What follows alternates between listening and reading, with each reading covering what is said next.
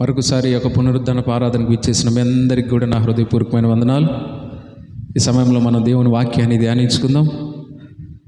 మొదటిగా బైబిల్లో ఉన్న ప్రతి ఒక్కరు కూడా బైబిల్ ఓపెన్ చేసి చదువుదాం. మత్తయి సువార్త 8వ అధ్యాయం 5వ వచనం నుంచి 13వ వచనం వరకు ఒకరు క్లియర్గా చదవండి ఒకసారి. అక్కడున్న విషయాలన్నీ కూడా మత్తయి సువార్త 8వ అధ్యాయం. ఆయన కపెర్నహూములో ప్రవేశించినప్పుడు ఒక శతాధిపతి ఆయన యొద్దకు వచ్చి, ప్రభువా, నా దాసుడు పక్షవాయువుతో మిగులు బాధపడుచు ఇంటిలో పడి ఉన్నాడని చెప్పి ఆయనను వేడుకొనెను. యేసు, నేను వచ్చి వానిని స్వస్థపరచెదనని అతనితో చెప్పగా, ఆ శతాధిపతి, ప్రభువా, నీవు నా ఇంటిలోనికి వచ్చుటకు నేను పాత్రుడను కాను. నీవు మాట మాత్రం సెలవిమ్ము, అప్పుడు నా దాసుడు స్వస్థపరచబడును. చదువు తర్వాత కూడా. నేను కూడా అధికారమునకు లోబడిన వాడను, నా చేతి కింద సైనికులు ఉన్నారు.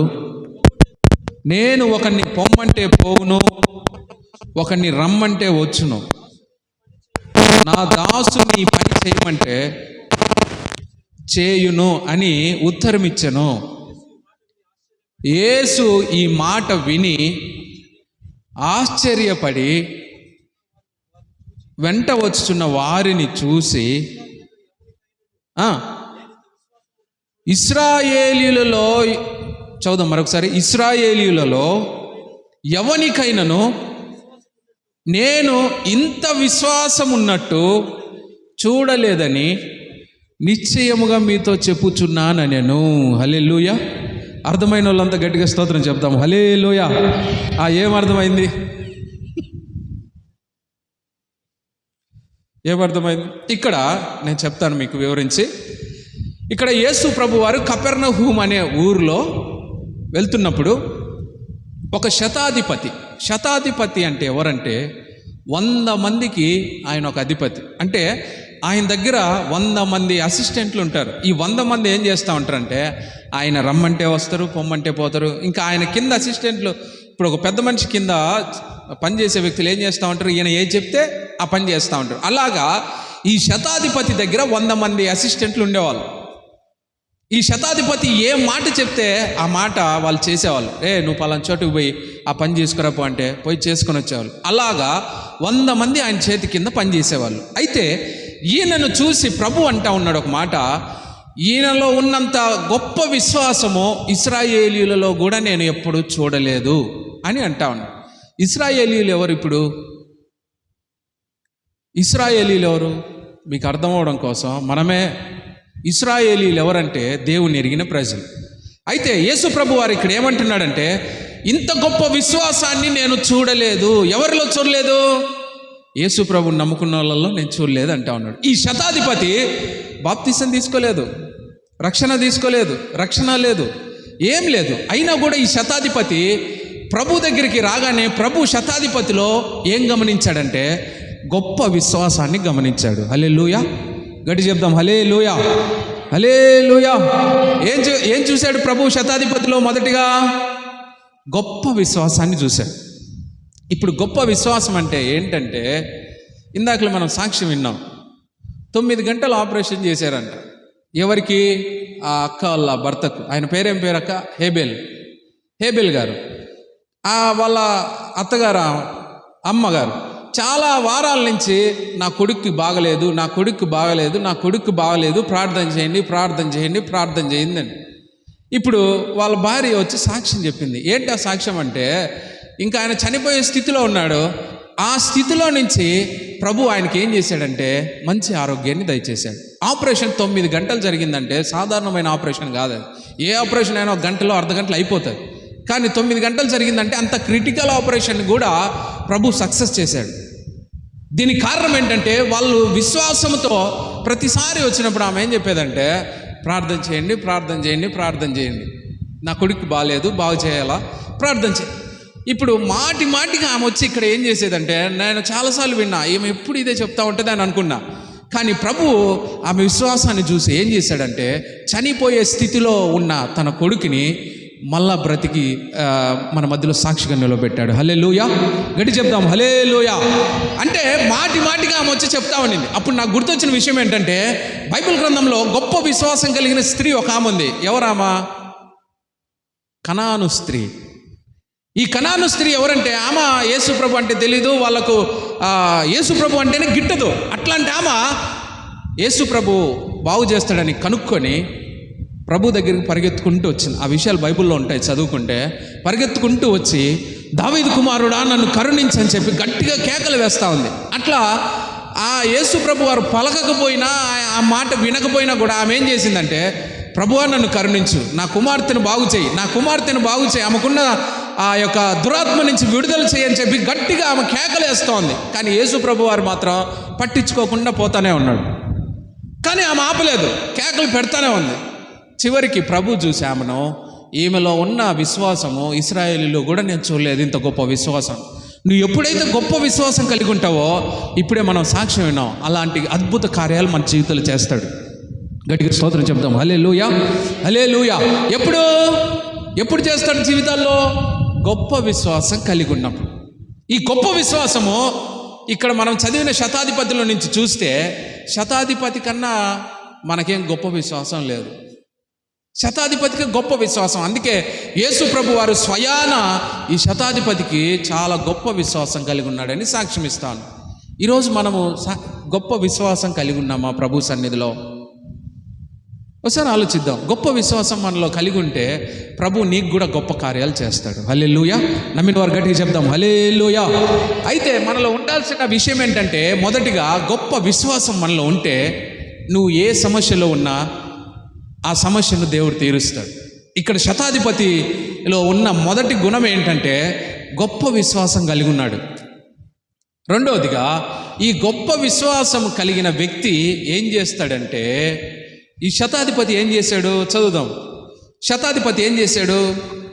8వ అధ్యాయం 5వ వచనం చూద్దాం.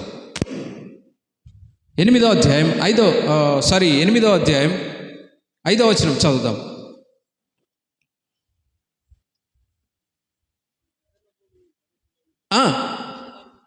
శతాధిపతి ఎవరి దగ్గరికి వచ్చాడు? యేసు ప్రభు దగ్గరికి వచ్చాడు. ఇప్పుడు మనం విశ్వాసం ఉంది కదా, విశ్వాసం ఉన్న మనము మనకున్న సమస్యలో, మనకున్న ఇబ్బందిలో మనము ఎవరి దగ్గరికి వెళ్తాం? సాధారణంగా ఎవరి దగ్గరికి వెళ్తాం? ఏదన్నా ఒక మనిషి మనకు సహాయం చేస్తాడేమో, ఆయన దగ్గరికి పోయి పంచాయతీ చేసి తీర్చుకుందామంట అనుకుంటాం. కానీ ఇక్కడ శతాధిపతి 100 మందికి అధిపతి అయిన ఆయన ఎవరి దగ్గరికి వచ్చాడు? ప్రభు దగ్గరికి వచ్చాడు. ఎవరి దగ్గరికి వచ్చాడు? ప్రభు దగ్గరికి వచ్చాడు. ఇప్పుడు విశ్వాసం నీలో ఉంది, నువ్వు ప్రభు దగ్గరికి ఎన్నిసార్లు రాగలుగుతున్నావు ఒకసారి ఆలోచించు. నువ్వు ఎప్పుడు వస్తావు? ఎప్పుడైనా ఖాళీగా ఉన్నప్పుడు ప్రభు దగ్గరికి వస్తావు కదా. ఎప్పుడన్నా టైము పని లేనప్పుడు ప్రభు దగ్గరికి వస్తావు. పని ఉన్నప్పుడు ఎక్కడికి పోతాం మనము? ఎక్కడికి పోతాం? ఇప్పుడు 100 మందికి అధిపతి అయిన శతాధిపతికే యేసు ప్రభు దగ్గరికి వచ్చాడు. అంత గొప్ప అధికారంలో ఉన్న వ్యక్తి ప్రభు దగ్గరికి వచ్చాడు. మనం అంత బిజీ అయిన పర్సన్స్ ఏం కాదు. అయినా మనం ఏం చేస్తామంటే, ఎప్పుడైనా ఖాళీ ఉంటేనే ప్రభు దగ్గరికి వస్తాం. ఇక్కడ గొప్ప విశ్వాసం కలిగినోడు ఏం చేస్తాడంటే, మొదటిగా చేసే పని ఏంటంటే ప్రభు దగ్గరికి పరిగెత్తుకుంటూ వస్తాడు. ఇక్కడ శతాధిపతి ఏం చేశాడంటే, ప్రభు దగ్గరికి పరిగెత్తుకుంటూ వచ్చాడు. ఈరోజు మనం ఏం చేయాలంటే, నీకు ఏ సమస్య వచ్చినా నువ్వు చేయాల్సిన పని ఏంటంటే, గొప్ప విశ్వాసంతో ప్రార్థిస్తే ప్రభు గొప్ప కార్యాలు చేస్తాడు. ఈ విశ్వాసంలో ఉన్న నువ్వేం చేయాలంటే, నీకు ఏ ఇబ్బంది కలిగినా ప్రభు దగ్గరికి వచ్చి ప్రార్థన చేయాలి. ఇక్కడ శతాధిపతి అదే చేస్తూ ఉన్నాడు. కానీ మనం విశ్వాసం ఉందని మనం అనుకుంటూ ఉంటాం. కానీ మీకు విషయం చెప్పమంటారా?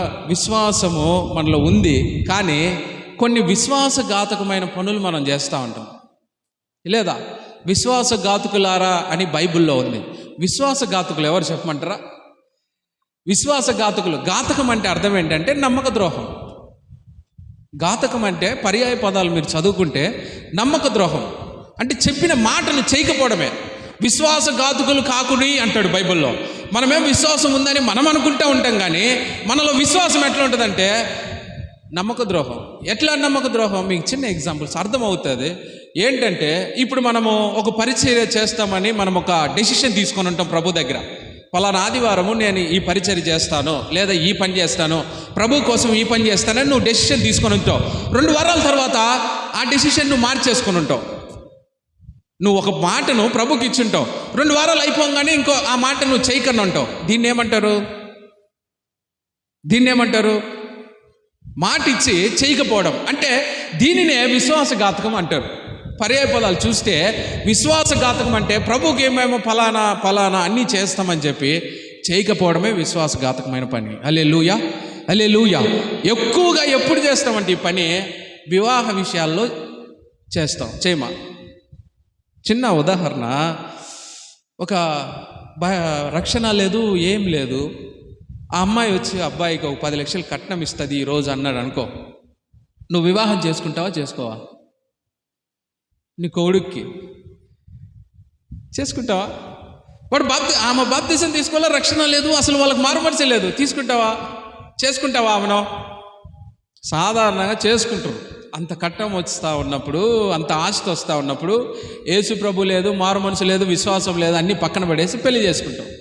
అదే విశ్వాసఘాతకం. ఎప్పుడంటే ఈ విశ్వాసఘాతకమైన పనులు మనం చేసేది వివాహాలప్పుడు, మనిషి చనిపోయినప్పుడు.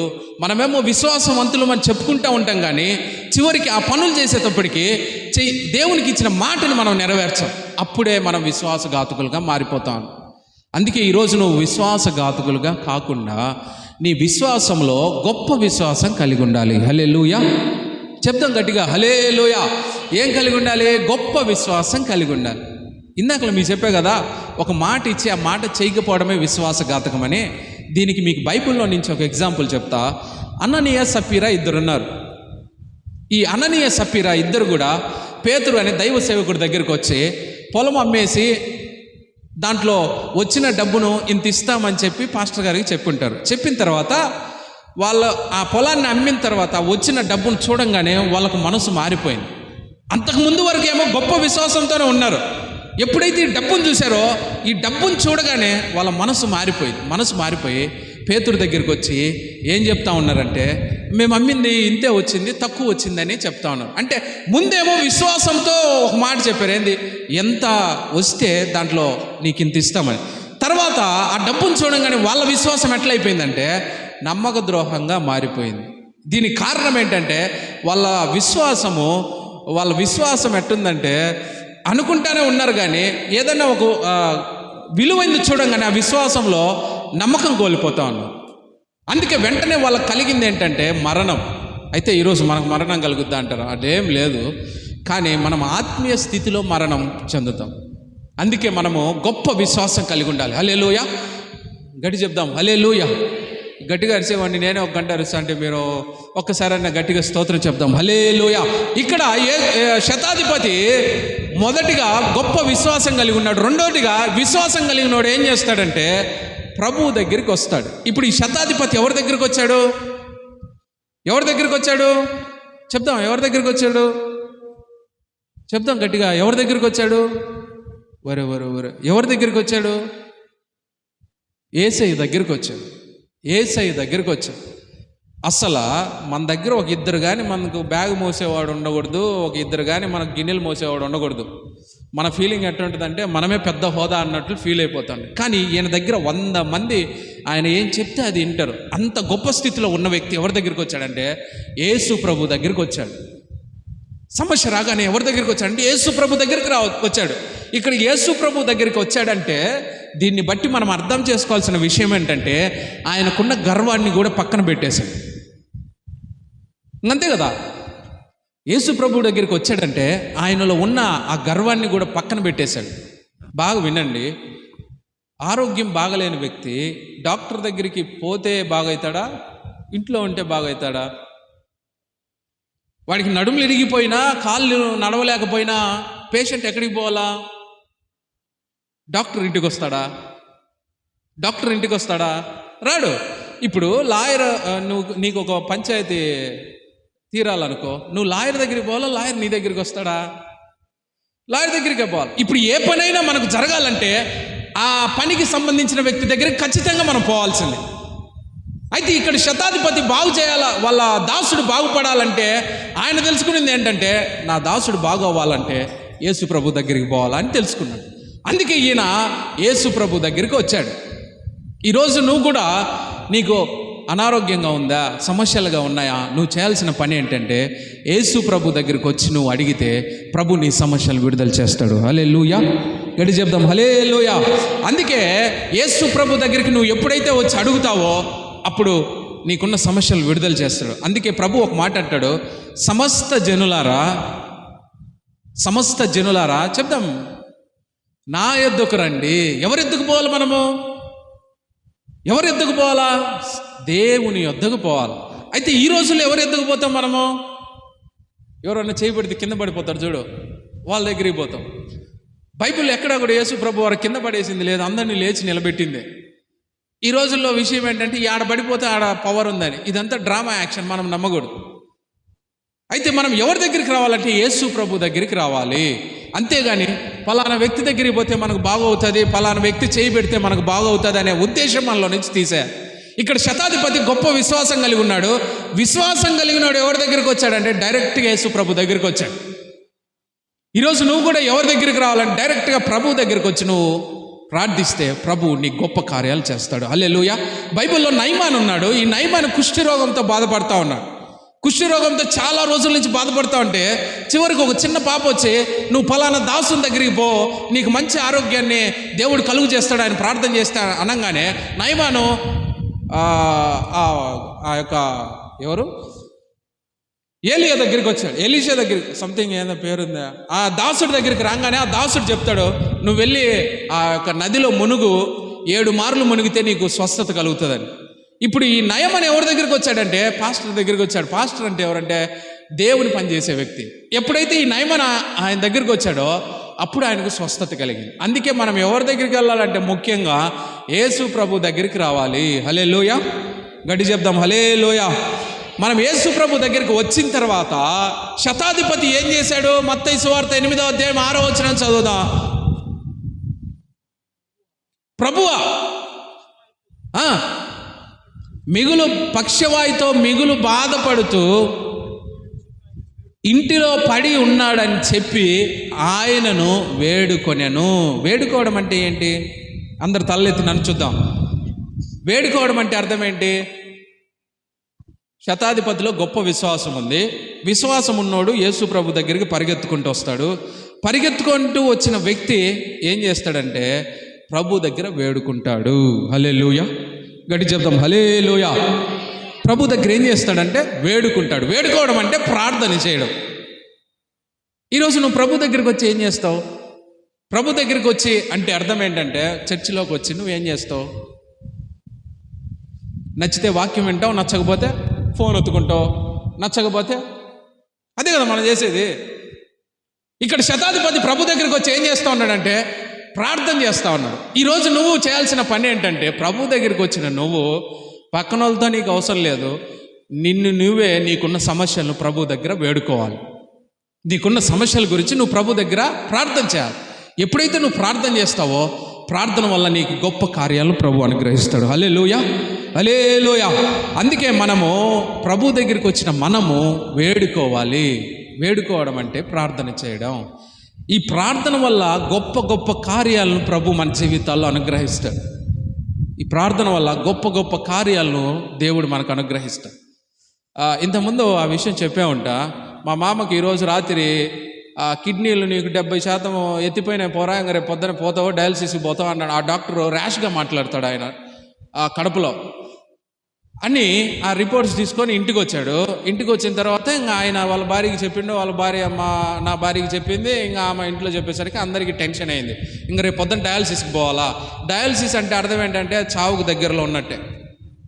ఒరే ఏంది ఇట్ అయిపోయింది అని చెప్పేసి ఆ రాత్రి ఆయన ఇంకా నాకు ఏమీ సీన్ లేదు, ఇంకా ప్రార్థన తప్ప ఏం లేదని ప్రార్థన చేసుకున్నాడు. తర్వాత రోజు ఆ చెప్పిన డాక్టర్ దగ్గరికే మళ్ళీ ఈ రిపోర్ట్స్ తీసుకొని పోయాడు. మళ్ళీ చెక్ చేపిద్దామని పోతే ఆ రాత్రి చెప్పిన ఆ డాక్టరే ఇదేంది, ఇది రిపోర్ట్లు నాయన్నా తప్పై ఉండాలా లేకుంటే దేవుడన్నా నేను కాపాడు ఉండాలా అని అంట. అంటే దీనికి కారణం ఏంటంటే మనం అనుకోవచ్చు ఏంది 1 నిమిషం ప్రార్థనలోనే ఈ కార్యాలు జరుగుతాయా అని.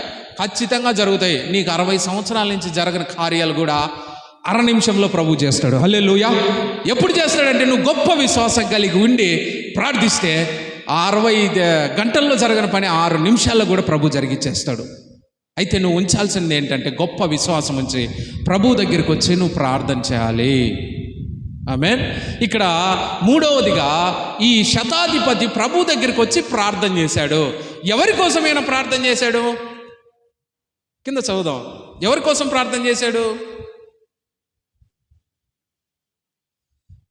ఆయన దాసుని కోసం ప్రార్థన చేశాడు. ఎవరి కోసం ప్రార్థన చేశాడు? తన దాసుని కోసం ప్రార్థన చేశాడు. ఇప్పుడు బాగా ఆలోచిద్దాం. మనం ఎవరి కోసం ప్రార్థన చేస్తాం? మనం ఎవరి కోసం ప్రార్థన చేస్తాం? మన కోసమే చేసుకుంటాం. నాకు ఈ రోగాన్ని తీసేయి, నాకు ఈ ఇబ్బంది తీసేయి, నాకు ఈ ఇబ్బంది తీసేయని. ఇక్కడ శతాధిపతి ఎవరి కోసం ప్రార్థన చేస్తున్నాడు? ఆయన ప్రభు దగ్గరికి వచ్చి ఇంకొక వ్యక్తి, అంటే ఆయన మనసును మనం చూస్తే పక్షపాతం లేదు. ఇంకొకడు ఎవడైనా ఇబ్బందిలో ఉన్నాడో వాని కోసం ప్రార్థన చేస్తూ ఉన్నాడు. హల్లెలూయా. నిద్రపోయేలు గట్టిగా చెప్దాం, హల్లెలూయా, హల్లెలూయా. ఎవరి కోసం ప్రార్థన చేస్తూ ఉన్నాడంటే ఇంకొక వ్యక్తి కోసం ప్రార్థన చేస్తూ ఉన్నాడు. నువ్వు ఎప్పుడైనా ప్రార్థన చేసావా ఇంకొక వ్యక్తి కోసం? ఎప్పుడైనా ప్రార్థన చేసావా? శనివారం పూట్ల మొదటి శనివారం ప్రార్థన జరుగుతుంది. వారి వారి సమస్యల కోసం విజ్ఞాపన ప్రార్థన జరుగుతుంది. ఈ విజ్ఞాపనలన్నీ ఇంత కట్ట విజ్ఞాపనలు వస్తే ప్రార్థన చేస్తూ ఉన్నాం. చేసేటప్పుడు ఒక ఆమెకు వచ్చిందనుకో, ఆ విజ్ఞాపన మోకాళ్ళని కన్నీళ్ళు గార్చి లేసా ప్రార్థన చేస్తుంది. ఆమెది అయిపోతానే ఇంకా మోకాళ్ళు దించేసి గమ్మ కూర్చొని ఉంటుంది. ఇంకా నాది అయిపోయిందిలే, ఇంకా మిగతా వాళ్ళ కోసం మనం చేయనక్కర్లేదులే అని. ఇక్కడ శతాధిపతి ఎవరి కోసం చేస్తూ ఉన్నాడంటే తన దాసుని కోసం ప్రార్థన చేస్తూ ఉన్నాడు. అంటే ఇంకొక వ్యక్తి కోసం, ఇంకొకటి ఇబ్బందిలో ఉన్నాడు, ఇంకొకటి బాధలో ఉన్నాడని చెప్పి ఇంకొక వ్యక్తి కోసం ప్రార్థన చేస్తూ ఉన్నాడు. అందుకే బైబిల్లో ఒక వాక్యం ఉంది, మీరు ఒకరి కొరకు ఒకరు ప్రార్థన చేయండి. చదువుదాం ఒకసారి ఆ మాట, దయచేసి చదవండి. యాకోబు పత్రిక 5వ అధ్యాయం 16వ వచనం చూద్దాం.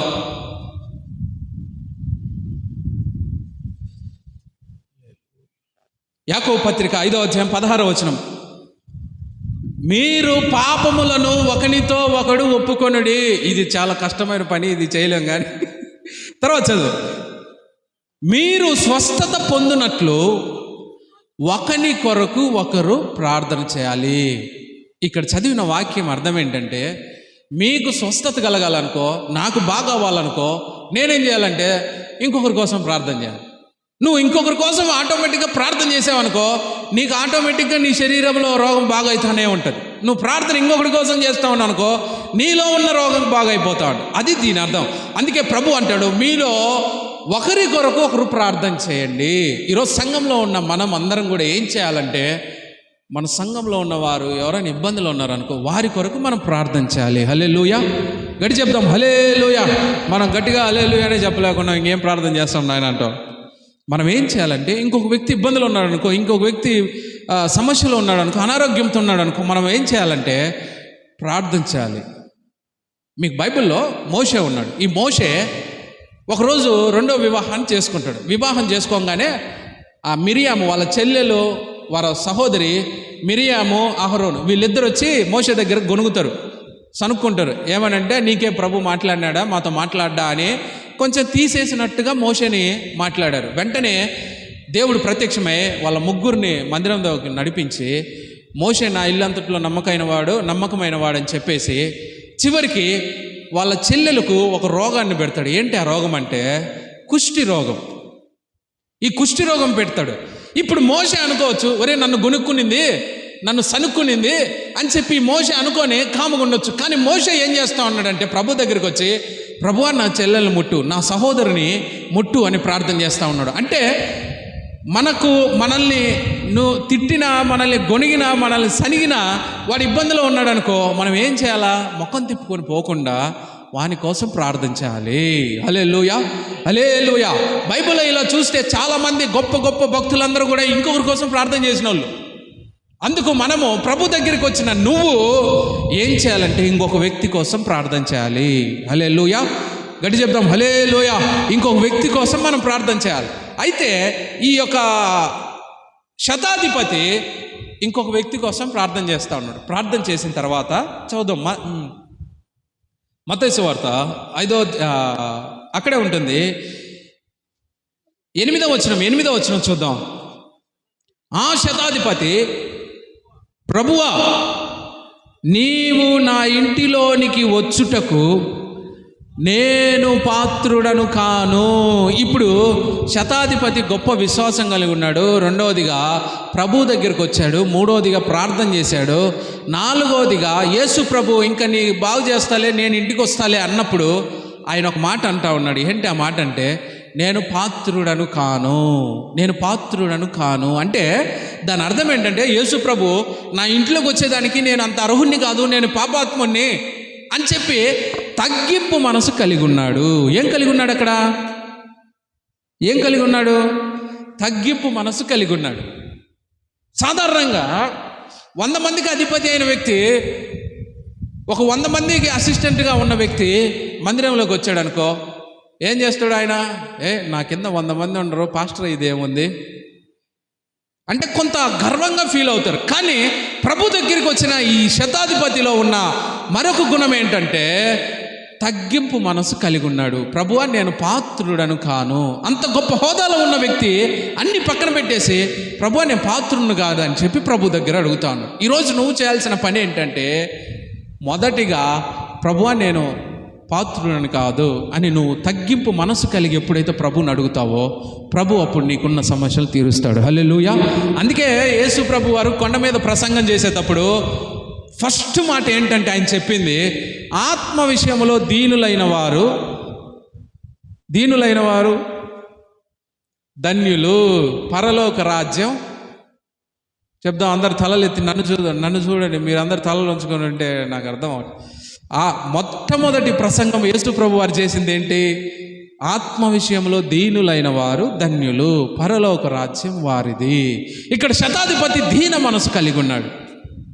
యేసు ప్రభు వారు నా ఇంటికి వస్తాడని అని యేసు ప్రభు అంటా ఉంటే, శతాధిపతి ఏమంటా ఉన్నాడంటే, ప్రభు నేను అంత పాత్రుడిని కాదు, నా ఇంటికి వచ్చే అంత స్థితి కలిగిన వాడిని కాదు అని చెప్పి తగ్గింపు మనసు కలిగి ఉన్నాడు. ఎప్పుడైతే నువ్వు తగ్గింపు మనసు కలిగి ఉంటావో ప్రభు నిన్ను అంతగా హెచ్చిస్తాడు. హల్లెలూయా. గడి చెప్దాం, హల్లెలూయా. ఎప్పుడు? తగ్గింపు మనసు కలిగి ఉన్నప్పుడు. మీకు బాగా అర్థం అవ్వాలి. ఒకడున్నాడు, ఈడు కువైట్కి పోయినాడు. కువైట్కి పోయి షేట్ల దగ్గర చెప్పులు కడిగిన పని చేసింది. వీడు చర్చిలోకి రాగానే, నాకు చైర్ లేదే, నాకు ఆ కుర్చీ లేదే, ఒకవేళ ముసలోళ్ళు వచ్చినా కూడా లేచి చైర్ ఇయ్యడు. ఎక్కువ పెద్ద వయసు కలిగిన వాళ్ళు వచ్చి ఉంటారు కదా వెనకల, వాళ్ళకు చైర్లన్నీ నిండిపోయి ఉంటాయి. ఈడు లేచి చైర్ అన్నా ఈడు చేసిన పని ఏంటంటే, కువైట్లో సేట్లు కాడ చెప్పులు మోయడము, వాళ్ళ కాడ బోకులు దోవడం ఈ చేసిండు. అక్కడేమో తగ్గించుకొని ఉన్నాడు, ఎందుకంటే వాళ్ళు కాలుతో దంతారు కదా. యేసు ప్రభు దగ్గరికి వచ్చేసరికి నాకు కుర్చీ కావాలా అంటే, ప్రభు దగ్గరికి వచ్చేసరికి వాడి మనసు ఎట్టుందంటే గర్వంగా ఉంది. అది బయట పని చేసేటప్పుడు ఎట్లా ఉంటుంది మన మనసు? పని ఖచ్చితంగా వాడు ఏం చెప్తే అది చేస్తాం. అంటే బయట మనం తగ్గింపు మనసు కలిగి ఉంటాం, కానీ ప్రభు దగ్గరికి రాగానే చర్చిలో నా స్టేటస్ పెద్దగా ఉండాలా. కానీ ప్రభు చెప్పేది ఏంటంటే, ప్రభువుని ఎరిగిన నువ్వు తగ్గింపు కలిగి ఉండరా నాయనా అని మనకు వాక్యం చెప్తాం. సో నువ్వేం చేయాలి? తగ్గింపు మనసు కలిగి ఉండాలి. బాప్తిసం ఇచ్చే యోహాను గారు ఒక మాట అంటారు, నేను యేసు ప్రభు చెప్పులు ఇప్పడానికి కూడా అర్హుణ్ణి కాను అని అంటాడు. అందుకే ఆయన అంత తగ్గింపు మనసు కలిగి ఉన్నాడు కనుకనే యేసు ప్రభు ఆయన దగ్గరికి వచ్చి బాప్తిసం పొందాడు. ఒక దేవుడు వచ్చి ఎవరి దగ్గర బాప్తిసం పొందాడు? మనిషి కుమారుడు వచ్చి ఎవరి దగ్గర బాప్తిసం పొందాడు? ఒక యోహాను దగ్గర పొందాడు. అంటే సాధారణమైన ఒక సేవకుని దగ్గర పొందాడు. అంటే నువ్వు తగ్గింపు మనసు ఎప్పుడైతే కలిగి ఉంటావో అప్పుడు ప్రభు నిన్ను ఉన్నతంగా ఉంచుతాడు. హల్లెలూయా. గడి చెప్దాం, హల్లెలూయా. గనుక నువ్వు ఉండాల్సినటువంటి మరొక గుణం ఏంటంటే, ప్రభువా నేను పాత్రుడిని కాదు అని చెప్పి నువ్వు తగ్గింపు మనసు కలిగి ఉండాలి. తగ్గింపు మనసు ఎప్పుడైతే నువ్వు కలిగి ఉంటావో అప్పుడు ఆటోమేటిక్గా ప్రభు నిన్ను ఉన్నత స్థితిలో ఉంచుతాడు. పేతురు గారు ఉన్నారు. పేతురు చేపలు పట్టిన తర్వాత వలలన్నీ నిండిపోయాయి. అందరు నన్ను చూడాలి, వలలన్నీ నిండిపోయాయి. ఆశీర్వాదం పొందుకున్న తర్వాత ఈ పేతురు యేసు ప్రభు దగ్గర మోకాళ్ళని, ప్రభువా నేను పాపిని, నన్ను క్షమించు అని అడిగాడు.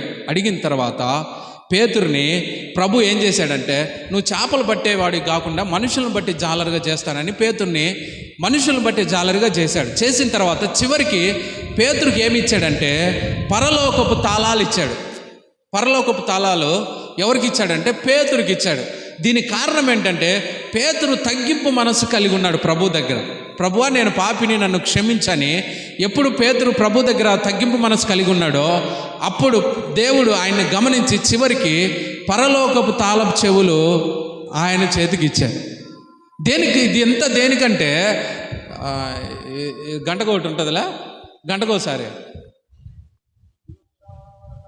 అట్లా మనం తగ్గింపు మనసు కలిగి ఉంటే ప్రభు నిన్ను ఒక ఉన్నత స్థితిలో ఉంచుతాడు. హల్లెలూయా, గడి చెప్తాం హల్లెలూయా, హల్లెలూయా. ఈ విధంగా మనము ఏముండాలి? తగ్గింపు మనసు కలిగి ఉండాలి. శతాధిపతికి తగ్గింపు మనసు కలిగి ఉన్నాడు. తర్వాత యేసు ప్రభు వారు, నేను నీ ఇంటికి వస్తానంటే, నీ ఇంట్లోకి వచ్చి నేను బాగు చేస్తానంటే, ప్రభువా నువ్వు రావాల్సిన అవసరం లేదు, నువ్వు మాట మాత్రం సెలవివ్వు, నా కార్యం జరిగిపోతుంది అంటాడు. అంటే దీన్ని బట్టి మనం అర్థం చేసుకోవాల్సింది ఏంటంటే ఆయన మాట మీద నమ్మకం ఉంచాడు. ప్రభువా నువ్వు రానవసరం లేదు, నువ్వు కేవలం మాట మాత్రం చెప్పు, నువ్వు మాట మాత్రం సెలవివ్వు, నాకు దాసుడు బాగా అయిపోతాడు. అంటే యేసు ప్రభు కూడా రానక్కర్లేదు, ఆయన మాట మీద ఈయన నమ్మకం ఉంచాడు. ఈరోజు నువ్వు యేసు ప్రభు మాట మీద, దేవుని మాట మీద నువ్వు నమ్మకం ఉంచితే గొప్ప కార్యాలు నీ జీవితంలో చూడగలుగుతావు. హల్లెలూయా, గట్టి చెప్తాం హల్లెలూయా. కనుక నువ్వేం చేయాలా? మరొక గుణం ఏంటంటే దేవుని మాట మీద నమ్మకం ఉంచాలి. దేవుని మాట మీద మనం నమ్మకం ఉంచాలి. అబ్రహాం గారు దేవుని మాట మీద నమ్మకం ఉంచాడు కనుకనే నువ్వు బయలుదేరు అనగానే మూటామూలి సర్దుకొని బయలుదేరాడు. ఎవరు? అబ్రహాం గారు. అబ్రహాం ప్రత్యక్షమై అబ్రహాంకు దేవుడు, నీ తల్లిదండ్రులను, నీ బంధుమిత్రులను అందరినీ వదిలేసి నువ్వు బయలుదేరన్నాడు. బయలుదేరని చెప్పి పలానా ఆత్మకూరికి బయలుదేరు, పలానా కడపకు బయలుదేరని ఆయనకు అడ్రస్ ఇవ్వలేదు. నువ్వు బయలుదేరన్నాడు. చివరికి అబ్రహాం ఆయన మాట మీద నమ్మకం వచ్చి బయలుదేరిపోయాడు. అందుకే అబ్రహాం గారి గురించి నమ్మకస్తుడు అని బైబిల్ గ్రంథంలో రాసిపెట్టింది. అది కావాలంటే రెఫరెన్సుల్లో ఉన్నాయి. ఆదికాండం 15వ అధ్యాయం 6వ వచనంలో ఉంటుంది, మీరు తర్వాత చదువుకోండి. నమ్మెను అని ఉంటుంది అబ్రహాం. ఈ విధంగా నువ్వు దేవుని మాట మీద నమ్మకం ఉంచితే దేవుడు గొప్ప కార్యాలను జరిగిస్తాడు. హల్లెలూయా, హల్లెలూయా. సరే, ఇప్పుడు మనం ఎంతమంది దేవుని మాట మీద నమ్మకం ఉంచాం? ఎక్కడ నమ్మకం ఉంచాం? పేతురు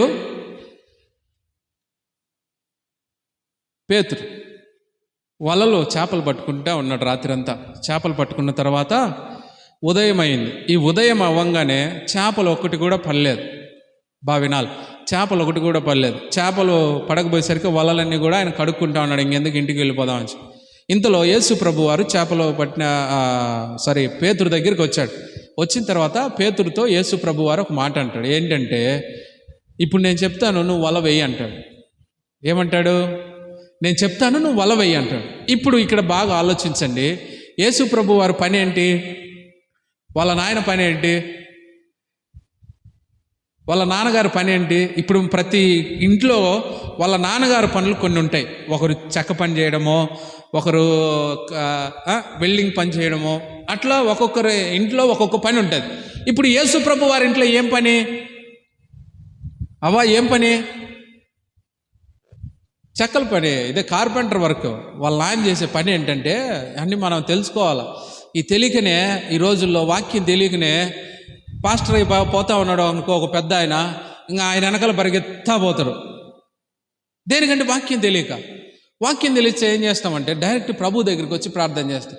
వాక్యం తెలియక పాస్టర్ గారి కారు బరిగిస్తూ ఉందనుకో, ఆ కారు వెనకాల మనం కూడా బరిగిస్తూ ఉంటాం. ఏమి లాభంలో పరిగెడం. నీకు వాక్యం తెలిస్తే ఆటోమేటిక్గా నువ్వు ప్రభు దగ్గరికి వచ్చి ప్రార్థన చేస్తావు, నీ కార్యాలన్నీ కూడా సఫలం చేస్తావు. అందుకే మనం ఏం చేయాలంటే ముఖ్యంగా వాక్యం తెలుసుకోవాలి. వాక్యం తెలియని వాళ్ళు ఏం చేస్తారంటే ఆడికి ఈడికి పరిగెడతానే ఉంటారు. కాళ్ళ నొప్పులు తప్ప ఏ లాభం లేదు. ఎప్పుడైతే నువ్వు వాక్యం తెలుసుకొని ప్రభు దగ్గరికి వచ్చి నువ్వు ఎక్కడైనా సరే మోకాళ్ళని ప్రార్థన చేస్తే ప్రభు కార్యాలని జీవితంలో చేస్తాడు. హల్లెలూయా. ఇక్కడ పేతురు రాత్రి అంతా చేపలు పట్టి పొద్దున కలిసిపోయి ఇంకా వాళ్ళ వలలు కలుపుకుంటా ఉంటే యేసు ప్రభు వారు వచ్చి వెంటనే నేను ఒక మాట చెప్తాను, నువ్వు చెయ్యి అన్నాడు. ఏం మాట చెప్పాడంటే, నువ్వు వలలు వెయ్యి అన్నాడు. ఇప్పుడు ఇక్కడ పేతురు అనుకోవచ్చు, అయ్యా యేసు ప్రభు, నువ్వు చెక్కల పని చేసేవాడివి, నేను చేపలు పట్టేవాడిని, నా పని నాకు తెలుసు, కానీ నీ పని నీకు నా పని అటు తెలుస్తుంది అని పేతురు అనొచ్చు. కానీ యేసు ప్రభు చెప్పంగానే పేతురు ఏం చేశాడంటే వల వేశాడు. వల వేసిన తర్వాత యేసు ప్రభు వారు ఇంకొంచెం దూరం పంపించు లోపలికి అన్నాడు. పంపించన్న తర్వాత యేసు ప్రభు వారు చెప్పిన ఆ మాట ప్రకారం చేసిన తర్వాత ఆయన పట్టజాలంతా విస్తారమైన చేపలను పొందగలిగాడు. దీనికి కారణం ఏంటంటే కేవలము ఆయన వచ్చి చెప్పాడు, ఆ మాట ప్రకారం చేశాడు, అందుకే గొప్ప ఆశీర్వాదాలు పొందుకోగలిగాడు. హల్లెలూయా, హల్లెలూయా. దీనికి కారణం ఏంటంటే కేవలము ఆయన మాట మీద నమ్మకం ఉంచాడు కనుకనే ఆ చేపలన్నీ కూడా ఆయనకు వచ్చాయి. అంటే ఆశీర్వాదాన్ని ప్రభు అనుగ్రహించాడు. ఈరోజు నీ జీవితంలో కూడా ప్రభువు ఆశీర్వదించాలంటే ఏం చేయాలంటే ఆయన మాట మీద నమ్మకం వచ్చి నువ్వు అడుగు ముందుకేస్తే నీ జీవితాల్లో గొప్ప గొప్ప కార్యాలను ఆయన చేయడానికి సిద్ధంగా ఉన్నాడు. నమ్మిన వారు గట్టిగా చెప్తాం హల్లెలూయా, హల్లెలూయా. అయితే నువ్వు చేయాల్సిన పని ఏంటంటే దేవుని మాట మీద నమ్మకం ఉంచాలి. ఎవరి మాట మీద నమ్మకం ఉంచాలి? దేవుని మాట మీద నమ్మకం ఉంచాలి. ఇంకొక చోట ఓడ శిష్యులందరూ బయలుదేరి సముద్రంలో వెళ్తూ ఉంటే వాళ్ళకు అలలు వచ్చేసి ఆ పడవలోకి నీళ్ళు వచ్చి ఇంకా ఆ పడవ మునిగిపోయే తట్టుంది. ఆ మునిగిపోయే పరిస్థితిలో యేసు ప్రభు వారు నడుచుకుంటూ వస్తుంటే వాళ్ళందరూ చూసి అమ్మో దెయ్యమా భూతమా అని చెప్పి భయపడ్డారు. భయపడిన తర్వాత పేతురు గారు, నువ్వు నిజంగా ప్రభువు అయితే నేను ఈ నీళ్ళ మీద నడుస్తాను, నాకు పర్మిషన్ ఇవ్వు అంటాడు. ఇప్పుడు వెంటనే యేసు ప్రభు ఉండి సరే దిగి నడువు అన్నాడు. సాధారణంగా మనుషులు నీళ్ళ మీద నడవడానికి ఇష్టపడతారా?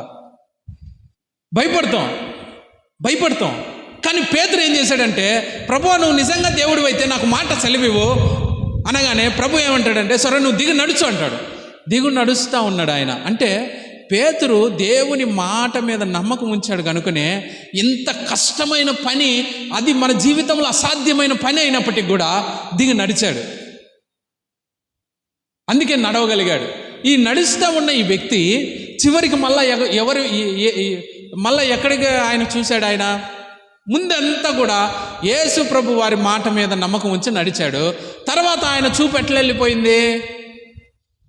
గాలి వైపు వెళ్ళిపోయింది. అంటే సైడ్ అయిపోయింది. ఆయన చూపు మళ్ళీ పక్కకు తిరిగేసరికి మళ్ళా మునిగిపోసాగాడు. అంటే దీని అర్థం ఏంటంటే మనం దేవుని మీద నమ్మకం ఉంచినంతసేపు కూడా ఏ అలలు నిన్నేం చేయలేవు, ఏ ఇబ్బందులు నిన్నేం చేయలేవు. నువ్వు చక్కగా నీ జీవితాన్ని సాగించగలుగుతావు. ఎప్పుడైతే నువ్వు దేవుని మాట మీద నమ్మకం ఉంచకుండా మళ్ళీ పక్కకు లోకంలో చూసావనుకో వెంటనే మునిగిపోవడానికి ఛాన్స్ అవుతుంది. సో మనం చేయాల్సిన విషయం ఏంటంటే దేవుని మాట మీద నమ్మకం ఉంచాలి. ఈ శతాధిపతి దేవుని మాట మీద నమ్మకం ఉంచాడు. ప్రభువా నువ్వు మాట మాత్రం సెలవివ్వు, నా దాసుడు బాగవుతాడని. అంటే అంత గొప్ప విశ్వాసం కలిగి ఉన్నాడు ఈ శతాధిపతి. ఇలాంటి విశ్వాసం మనం కూడా కలిగి ఉంటే మన జీవితాల్లో గొప్ప కార్యాలు ప్రభు అనుగ్రహిస్తాడు. తర్వాత చదువుదాం. లూకా సువార్త 7వ అధ్యాయం 5వ వచనం చూడండి. ఆయన గురించే ఉంటుంది అక్కడ. అందరు బైబిల్ ఉన్న వాళ్ళంతా బైబిల్ ఓపెన్ చేద్దాం. లూకా సువార్త 7వ అధ్యాయం 5వ వచనం చూద్దాం. ఇతడు మన జనులను ప్రేమించి, ఈయనలో ఉన్న మరొక గుణం ఏంటంటే ఇతడు మన జనులను ప్రేమించి.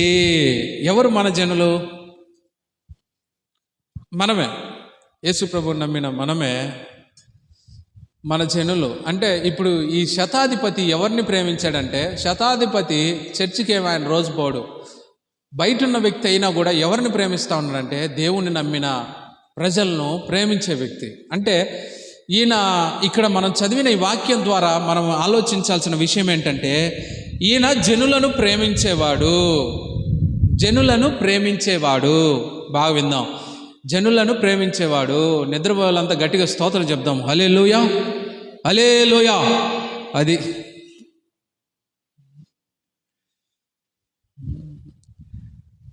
ఈయన శతాధిపతి ఏం చేసేవాడంటే జనులను ప్రేమించేవాడు. సాధారణంగా జనులను ప్రేమించడం అంటే మనం ఏమనుకుంటాం? ఏదో 1,00,000 రూపాయలు ఏడన్నా అప్పించే మనం ప్రేమిస్తా ఉన్నామని అనుకుంటాం. మీకు ఒక విషయం చెప్తాను. ఒక ఆయన భార్యాభర్తలు ఇద్దరు ఒక ఇంటి కాగితం తీసుకొని నా దగ్గరికి వచ్చి నాయన 2 లక్షలు అప్పు కావాలా, ఏడన్నా ఇప్పి నాయన అని చెప్పి అనుబంధ ఫారం ఒకటి తెచ్చింది. అనుబంధ ఫారం అంటే డీకేటీ, అది పెద్దగా విలువైన కాగితం కాదు. వచ్చి ఇచ్చి 2 రోజుల తర్వాత అంకుల్ కుదరలేదంటే నా గుండె నీరైపోయింది అన్నాడు. నీరైపోయిందని నేను చెప్పి ఆ కాగితం తీసుకొని బయటికి పోయి పాస్టర్ అయ్య కొడుకులు మోసగాళ్ళు అని చెప్పిండు. పాస్టర్ అయ్య కొడుకులు మోసగాళ్ళు. ఇప్పుడు వీడు తెచ్చిన కాగితం ఏమో పెద్ద విలువ లేని కాగితము, వీనికి 2 లక్షల రూపాయల అప్పు మనం ఇప్పించాలా, వీనికి సొంత ఇల్లా లేదు, ఈరోజు రాత్రి ఉండే రేపు పొద్దున్నే 4 కుర్చీలు ఆటోలు వేసుకొని వెళ్ళిపోతాడు. అంటే స్థిరమైన వ్యక్తి కాదు. వీడంటాడు డబ్బులు ఇప్పిపోయేసరికి పాస్టర్ కొడుకులు మోసగాళ్ళు అని చెప్పి బయటికి పోయి అందరికి చెప్తా ఉన్నాడు. మోసం అంటే ఏంటి? అక్కడ మనం గమనించాల్సిన విషయం ఏంటంటే, వానికి మనం డబ్బులు ఇప్పికపోవడం. ఎప్పుడైతే మనం డబ్బులు ఇప్పికపోయేసరికి మనం ఏమైపోయినామంటే మోసగాళ్ళం అయిపోయినాం. మళ్ళీ చర్చికి కూడా మానేసాడు. 2 వారాల నుంచి చర్చికి కూడా రావట్లే. ఇప్పుడు ఈయనకి 2 లక్షలు ఇప్పిస్తేనేమో మనం మంచోళ్ళం, ప్రేమించినట్టు. ఒకవేళ ఇప్పిలేదనుకో మనం ఏంటి? మోసగాళ్ళం, చెడ్డోళ్ళం. అంటే ప్రభువు చెప్పేది ఏంటంటే, నీ దగ్గర ఉంటే ఇవ్వు, కానీ నీ దగ్గర ఉంటే ఇచ్చేయి ఇబ్బందిలో ఉన్నవానికి, అంతేగాని నువ్వు ఇబ్బంది పడాకు, నువ్వు జ్ఞానంగా ఉండు అని వాక్యం చెప్తా ఉంది. ఇప్పుడు మనం మన దగ్గర ఖాతం తీసుకొని ఆడన్నా పెట్టి ఇచ్చామనుకో, రేపు పొద్దున వాడు వెళ్ళిపోతాడు. మనం ఏం చేయాలా? అలాంటి కాగితాలు రోజుకు ఒక 100 బుట్టియొచ్చు. విఆర్ఎల్ దగ్గరికి పోతే విఆర్ వాళ్ళ దగ్గర రోజుకు ఒక 100 కాగితాలు సంతకాలు పెట్టి ఇచ్చేస్తారు అవి. అలాంటి కాగితాలు అంటే ఇప్పుడు మోసగాళ్ళు అయిపోయాం. ఎప్పుడు డబ్బులు ఇవ్వకపోయేసరికి. ప్రేమించడం అంటే అర్థం ఏంటంటే, సాధారణంగా మనుషులం ఏమనుకుంటామంటే, ఏదన్నా 1 లక్ష అప్పిస్తేనో, ఒక చోట ఒక 20,000 అప్పిస్తేనే ప్రేమించిన వాళ్ళు అని అనుకుంటారు. ఒకవేళ మనం ఇప్పిలేదనుకో మనమే మోసగాళ్ళం అయిపోతాం. అయితే ప్రభు చెప్పే ఇక్కడ శతాధిపతి ఏం చేశాడంటే, జనులను ప్రేమించాడు. జనులను ప్రేమించడం అంటే నేను మీకు అర్థం విషయం చెప్తాను. నశించిపోయే వాళ్ళను, అగ్నిగుండంలో పడి నరకంలో పడే వాళ్ళను నువ్వు రక్షించడమే ప్రేమించడము. హల్లెలూయా, గడి చెప్దాం హల్లెలూయా. ప్రేమించడం అంటే అర్థం ఏంటి? నశించిపోయేవాడిని నువ్వు తీసుకొని రావడమే ప్రేమించడము. ఏం చేయాలి? నశించిపోయేవాడిని కరెక్ట్ వేలోకి తీసుకొని రావడమే ప్రేమించడము. ఇప్పుడు ఒక క్వశ్చన్, ఎంతమంది నిన్న పోయిన ఆదివారం రాలేదు, నిన్న రాలేదు? ఎంతమంది రాలేదు? ఇప్పుడు ఈ మంచోళ్ళు వచ్చారు కదా ప్రభు దగ్గరికి, ఒరే నువ్వు టీవీ చూడాకురా, సీరియల్ చూడాకురా, రారా అని చెప్పి ప్రేమించి ఎవడన్నా ఒకరిని అడిగాడా? ఇప్పుడు ఈడున్నాడు అనుకో, ఈడు టీవీ చూస్తూ ఉన్నాడు అనుకో, ఒరే జేమ్స్ రారా ప్రార్థన పోదామని నేను చెప్పి తీసుకొని వచ్చిన. ఈరోజు ఈడు రాడు సాధారణంగా, ఈయన ఫోన్ చేసి పట్టుకొని తీసుకొని వచ్చిన. ఇప్పుడు నువ్వు ప్రేమిస్తున్నావు అనడానికి గుర్తు ఏంటి? వేరే లోకానుసారమైన రూట్లో పోయే వ్యక్తిని నువ్వు కరెక్ట్ రూట్లోకి తీసుకొని రావడమే ప్రేమించడం. అంతే. ఇంకా మిగతా విషయాలన్నీ కూడా అది నీ ఇష్టము. ప్రేమించడం అంటే రకరకాలుగా ఉన్నాయి. కానీ ఇక్కడ శతాధిపతి జనులను ప్రేమిస్తూ ఉన్నాడు. నువ్వేం చేయాలంటే సంఘంలో ఇంకొక వ్యక్తిని ప్రేమించాలి. హల్లెలూయా. అయిపోయింది కథ. హల్లెలూయా, హల్లెలూయా. ఏం చేయాలి? ఏం చెప్పినా అది చెప్పాక నేను మా సెట్ కదా వ్యవహారం అటు. యేసు ప్రభు వారు మరి అందరి కోసం రక్తం గార్చాడు, అందరి కోసం సెలువు పైన ఎన్నో ఇబ్బందులు పడ్డాడు. ఆయన శరీరాన్ని కూడా నలగొట్టాడు. దేనికంటే మనల్ని ప్రేమించాడు కనుకనే మన పాపాలన్నీ కూడా ఆయన మీద వేసుకొని ఆయన భరించాడు. కానీ మనం నేర్చుకోవాల్సిన విషయం ఏంటంటే, శతాధిపతి ఆయన జనులను ప్రేమించాడు గనుక ఈరోజు మనం కూడా ఇంకొకరిని ప్రేమించే మనసు కలిగి ఉండాలి. హల్లెలూయా, హల్లెలూయా. ఈ ప్రేమ ఎట్లుండాలంటే క్రియ రూపంలో ఉండాలి. ఎట్లుండాలి ఈ ప్రేమ? క్రియ రూపంలో ఉండాలి. మీకు ఒక బైబిల్ వర్స్ చూపిస్తాను. 1 యోహాను 3:15 ఓపెన్ చేయండి.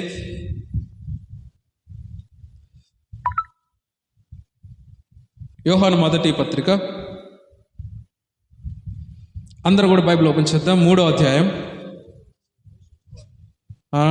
ఇప్పుడు చదువుదాం నిదానంగా, అందరం కూడా బైబిల్ ఓపెన్ చేసి చదువుదాం. చదువు.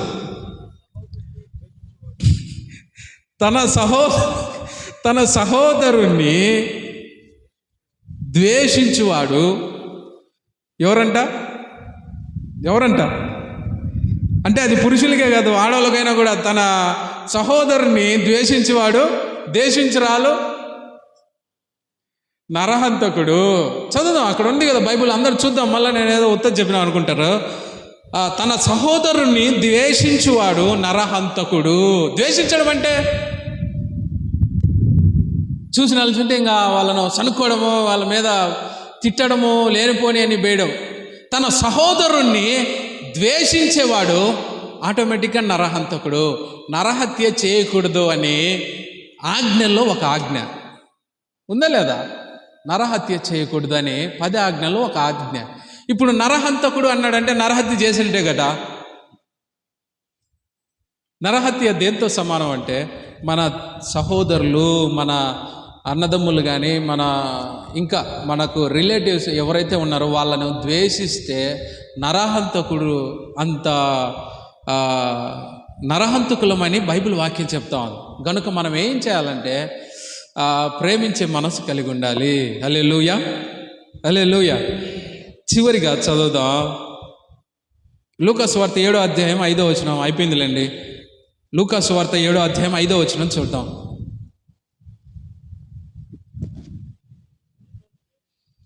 ఇతడు మన జనులను ప్రేమించి ఆయన సమాజ మందిరము తానే కట్టించనని ఆయనతో చెప్పి మిక్కిలి బతిమాలు కొనిరే. హల్లెలూయా, హల్లెలూయా. ఏమర్థమైపోయింది దీంట్లో? తానే తన జనులను ప్రేమించినోడు క్రియలో ఏం చూపిస్తున్నాడంటే ఇక్కడ మందిరాన్ని కట్టించాడు. ఏం చేశాడు ఆయన? అక్కల్లారా ఏం చేశాడు? సార్ అందరు నన్ను చూడండి. అందరు ఏం చేశాడు ఆయన? ప్రేమించాడు తన జనులను. ఎవరినంటే యేసు ప్రభు నమ్మిన ప్రజలను ప్రేమించి, తర్వాత ఈ శతాధిపతి ఏం చేశాడంటే ఒక మందిరాన్ని కట్టించాడు. ఏం చేశాడు ఆయన? మందిరాన్ని కట్టించాడు. అంటే దాతృత్వపు మనసు కలిగి ఉన్నాడు. దీన్ని బట్టి మనం అర్థం చేసుకోవాల్సింది ఏంటంటే మందిరం కట్టించాడంటే దాతృత్వం మనసు కలిగి ఉన్నాడు. ఏం మనసు కలిగి ఉన్నాడు? దాతృత్వపు మనసు. అంటే ప్రభు పరిచర్య కొరకు, ప్రభు పని కొరకు ఆయన ఖర్చు పెట్టే మనసు కలిగి ఉన్నాడు. ఏందబ్బా ఇదే రోజు వాక్యం అని అనుకుంటా ఉన్నారా? ఆయన గుణాలలో అదొక గుణం వచ్చింది కనుక, సందర్భం వచ్చింది కనుక మనం మాట్లాడదాం. మీరు ఆలోచించండి ఒకసారి. విశ్వాసము బాగా ఆలోచించాలి. విశ్వాసము బయట వాళ్ళకన్నా మనం గొప్పగా మనలో విశ్వాసం ఉందని మనం ఆలోచిస్తూ ఉంటాం కదా. బాగా ఆలోచించండి. తిరుపతిలో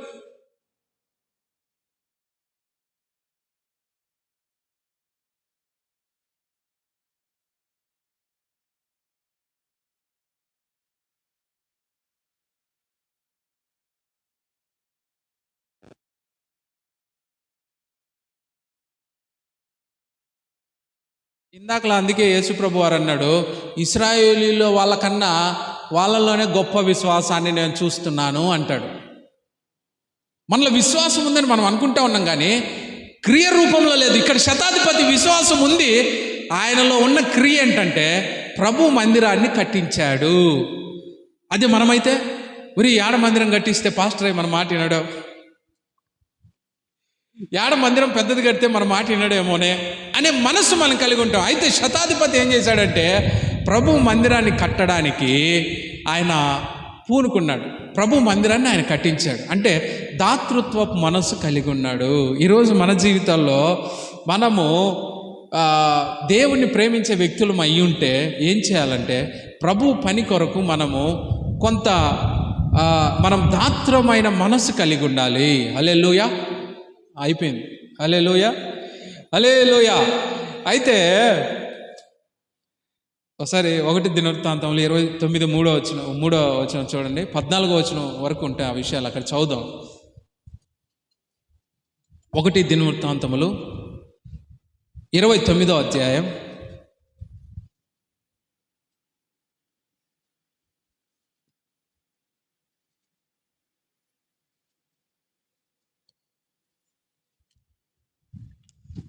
1 దినవృత్తాంతములు 29వ అధ్యాయం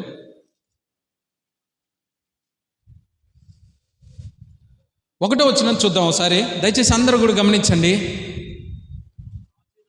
తర్వాత రాజైన దావీదు సర్వ సమాజముతో ఈ విధంగా సెలవిచ్చెను. ఆ దేవుడు కోరుకుని నా కుమారుడైన సొలొమోను కట్టబోయే ఆలయము మనుషునికి కాదు. కట్టబోయే ఆలయం ఎవరికంట? మనుషునికి కాదు. అంటే మనమేమనుకుంటాం, ఊరి ఇప్పుడు పెద్ద మందిరం కట్టిండి అనుకో, సమయల్ పాస్టర్ అయ్యా ఇంక మన మాట విన్నాడరా అని చెప్పి మనం ఏం చేస్తామంటే, అంటే మీరు కాదులేండి, కొందరు సమయల్ పాస్టర్ అయ్యి చర్చి పెద్దగా ఉంది, ఇంక అవసరం లేదు, తీసుకొని ఇంకో చోట కిటికీ లేపిద్దాంరా అని ఇంకో చోట కిటికీ లేపిద్దాం కదా. ఇప్పుడు బద్దెల్లో చర్చి ఉంది, ఆ చర్చికి ఇబ్బంది లేదురా, అన్ని వసతులు ఉన్నాయి, పెద్దగా ఉంది, ఇంక వద్దురా అని చెప్పి ఒక ఆయన పోయి ఇంకొక చర్చిలో కిటికీలు లేవు అని చెప్పి ఇంకో చోట చేశాడు, ఇంకో చోట ఖర్చు పెట్టాడు. ఇప్పుడు బాగా ఆలోచించండి, గొర్రెలు కాసే ఒక 100 గొర్రెలకు అధిపతి ఉన్నాడు అనుకో, ఈ 100 గొర్రెల్లో 10 గొర్రెలు పోయి ఇంకో గొర్రెల కాపరికి పాలు ఇచ్చినా అనుకో, ఏం చేస్తావు?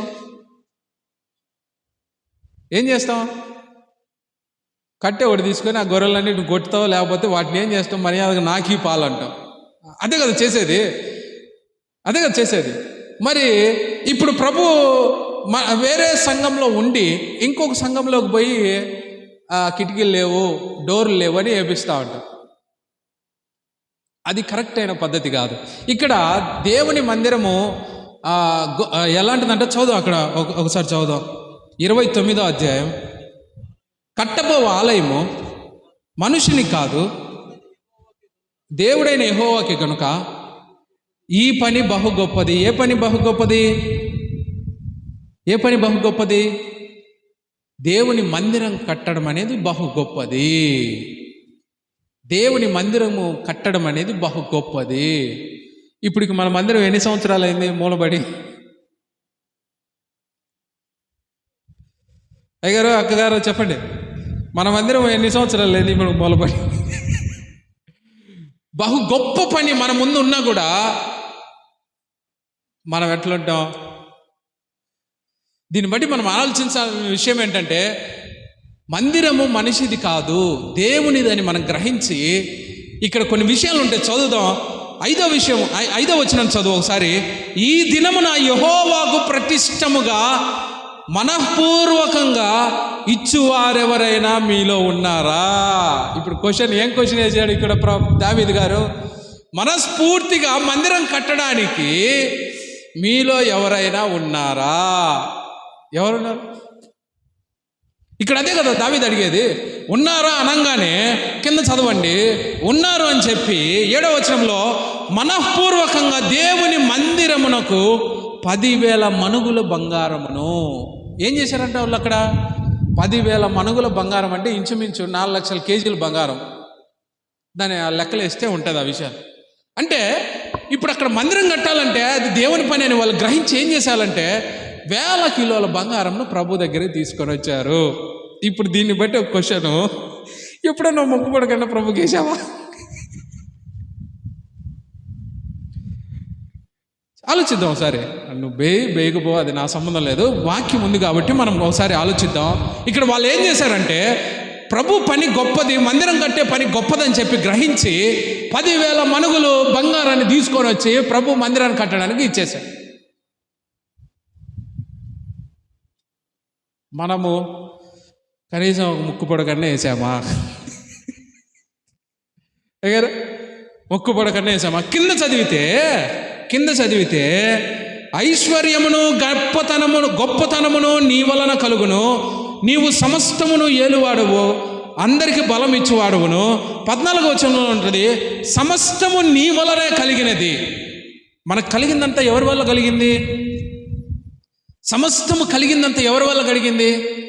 దేవుని వల్ల కలిగింది. ఇప్పుడు నీకున్న ఇల్లు కానీ, నీకున్న పొలం కానీ, నీకున్న ప్రతిదీ కూడా కేవలం దేవుని ద్వారా మాత్రమే కలిగింది. హల్లెలూయా, హల్లెలూయా, గడి చెప్తాం హల్లెలూయా.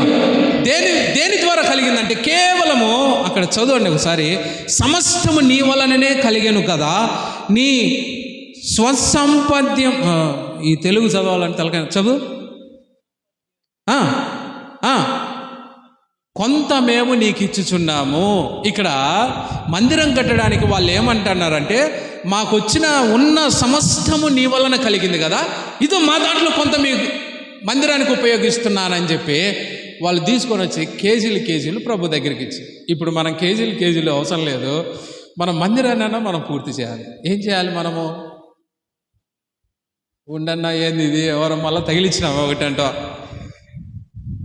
మనం ఏం చేయాలంటే ప్రభు మందిరాన్ని, అది బహు గొప్ప పని కనుక మనము దాన్ని కట్టడానికి ప్రయత్నం చేయాలి. ఇక్కడ శతాధిపతి దేవుని ఎరిగినోడు కాదు, చర్చకు వచ్చేవాడు కాదు, యేసు ప్రభు అంటే తెలియదు. ఆయన ఏదో వాళ్ళ దాసుడికి బాగలేదని చెప్పి తెలుసుకొని ప్రభు దగ్గరికి వచ్చాడు. ప్రభు దగ్గరికి వచ్చి విశ్వాసంతో దేవుణ్ణి వేడుకున్న తర్వాత వాళ్ళ ప్రజలందరినీ కూడా ప్రేమించి ఒక మందిరాన్ని కట్టించాడు. దయచేసి అందరూ చూద్దాం. మందిరాన్ని కట్టించాడు అంటే ఇప్పుడు మనం ఏం చేయాలా? మందిరాన్ని కట్టించాలి. నువ్వు ప్రేమిస్తున్నావు అనడానికి గుర్తు ఏంటంటే, క్రియలో దేవుని పనికి దాతృత్వ మనసు కలిగి ఉండాలి. అయితే మన సంఘంలో ఉన్న బిడ్డలందరూ కూడా దాతృత్వ మనసు కలిగి ఉన్నాళ్ళు. హల్లెలూయా. అందుకే పోయినసారి మీటింగ్స్ బాగా జరిగాయి, అందుకే గోడ పని సంపూర్తి అయిపోయింది. ఇన్ని పనులు జరిగాయంటే వారి వారి సామర్థ్యం కొలది అందరూ చేతులు వేశారు కనుకని ఈ గొప్ప గొప్ప కార్యాలు జరుగుతున్నాయి. కనుక ప్రభు మన కుటుంబాలన్నింటినీ దీవించును గాక. హల్లెలూయా, హల్లెలూయా. అయితే మనం చేయాల్సిన విషయం ఏంటంటే, మనము మందిరాన్ని సంపూర్తి చేయడానికి మన ప్రయత్నాలు మనం చేయాలి, ప్రార్థన చేయాలి.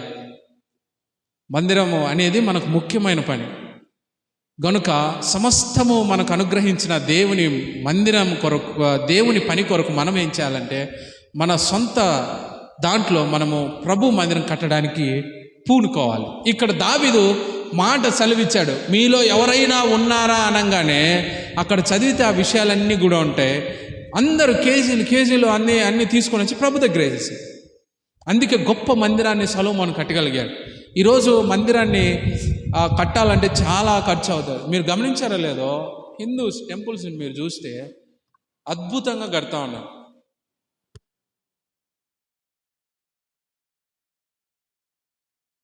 బంగారం రేకుతో పొదిగించినట్టుగా కట్టున్నారు మా బద్దెల్లో. నువ్వు చూసినా అంటే కళ్ళు తిప్పలేవు, అంత అందంగా కట్టున్నారు. దీనికి కారణం ఏంటంటే, వాళ్ళందరూ లక్షలు వేసుకున్నారు, అంతా కూడా వేసుకుని ఆ పని సాగించారు. ఇప్పుడు మన క్రైస్తవంలో ఉన్న విషయం ఏంటి చెప్పమంటారా?